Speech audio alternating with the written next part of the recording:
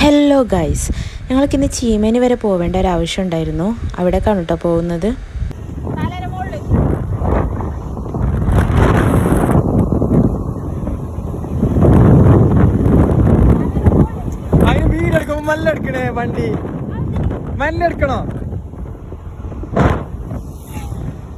ഒരു വീഡിയോ എടുത്ത് തരാനുള്ള തത്രപ്പാടാണ് നിങ്ങളിപ്പോൾ കണ്ടത്. എന്ത് കഷ്ടമല്ലേ.